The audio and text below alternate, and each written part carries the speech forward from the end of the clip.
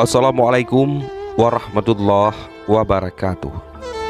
Sebelum wafat, dua sahabat Nabi Shallallahu Alaihi Wasallam ini minta pakaian baru, padahal di masyar semua tanpa pakaian.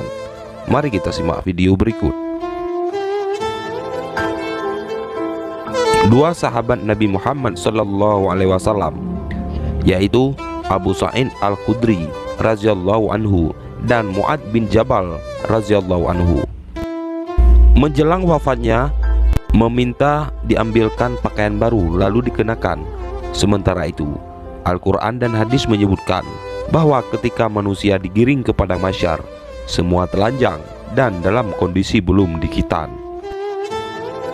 Kisah Abu Sa'id Al-Khudri radhiyallahu anhu diinformasikan dari hadis riwayat Abu Daud dan Ibnu Hibban dalam sahihnya, yang artinya ketika menjelang kematiannya, beliau meminta diambilkan pakaian baru lalu dikenakannya. Kemudian beliau berkata, "Aku telah mendengar Rasulullah pernah bersabda, mayit akan dibangkitkan mengenakan pakaian yang dikenakan ketika mati." Hadis riwayat Abu Daud dan Ibnu Hibban dalam sahihnya dan disahihkan Al-Albani. Lihat Sahih At-Targhib wa Tarhib, hadis nomor 3575. Demikian juga Mu'ad bin Jabal radhiyallahu anhu. Ibnu Hajar dalam kitab Fathul Bari mengatakan bahwa Ibnu Abi Ad-Dunya meriwayatkan dengan sanad yang hasan dari Abu Amru bin Al-Aswad. Ia berkata, "Kami menguburkan jenazah Ibnu Mu'ad bin Jabal, lalu Mu'ad memintanya dan dikafani dengan pakaiannya yang baru, dan ia berkata, 'Perbaguskanlah kafan jenazah kalian, karena sesungguhnya mereka dibangkitkan pada pakaian tersebut.'" Pada saat manusia dibangunkan dari alam kubur, manusia digiring ke padang mahsyar dalam keadaan tidak mengenakan penutup kaki maupun pakaian, dan dalam keadaan belum dikhitan, bagaimana mereka dahulu diciptakan. Ibnu Katsir dalam tafsirnya mendeskripsikan kondisi berdirinya mereka pada waktu itu. Mereka berdiri dalam keadaan tidak beralas kaki, telanjang dan tidak berkhitan, pada tempat yang sulit, cemas, serta sempit bagi pendosa. Seluruhnya meliputi mereka dengan perintah Allah, dan semuanya tidak mampu menolaknya, baik yang kuat maupun yang lemah. Allah Ta'ala berfirman, yang artinya, "Sebagaimana kami telah memulai penciptaan pertama, begitulah kami akan mengulanginya. Itulah janji yang pasti kami tepati. Sesungguhnya kamilah yang akan melaksanakannya." Quran Surat Al-Anbiya ayat 104.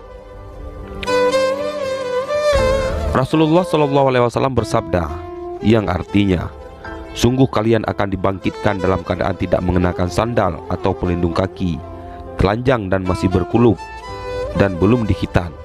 Kemudian beliau SAW membaca firman Allah, "Sebagaimana kami telah memulai penciptaan pertama, begitulah kami akan mengulanginya.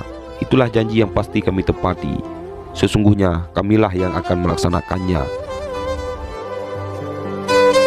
Di dalam Sahihain terdapat hadis Aisyah yang menggambarkan peristiwa ini, yaitu sabda beliau Shallallahu Alaihi Wasallam, "Manusia digiring di padang mahsyar dalam keadaan tidak mengenakan sandal, telanjang dan masih berkulub."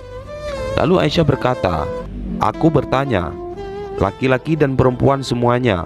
Sebagian mereka melihat sebagian lainnya. Maka beliau sallallahu alaihi wasallam menjawab, "Keadaan lebih mengerikan dari membuat mereka berpikir demikian."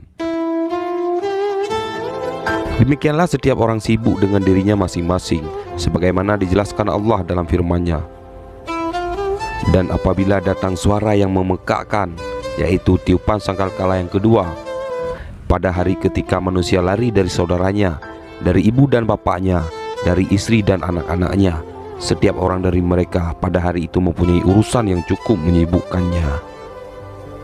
Quran Surat Abasa ayat 33-37. Namun kemudian, menurut penjelasan Syekh Ibnu Utsaimin dalam Syarhu Al-Aqidah Al-Wasitiyah, mereka diberi pakaian juga, dan seorang yang pertama kali diberi pakaian adalah Nabi Ibrahim, sebagaimana disebutkan dalam sabda beliau, yang artinya, orang pertama yang diberi pakaian pada hari kiamat adalah Nabi Ibrahim. Hadis riwayat Al-Bukhari. Nah, rupanya itulah yang dipahami Abu Sa'id Al-Khudri radhiyallahu anhu, mengapa ia meminta pakaian terbaiknya. Begitu juga Mu'ad bin Jabal radhiyallahu anhu ketika meminta agar ibunya juga diberi pakaian yang bagus. Wallahu a'lam bishawab. Wassalamualaikum warahmatullahi wabarakatuh.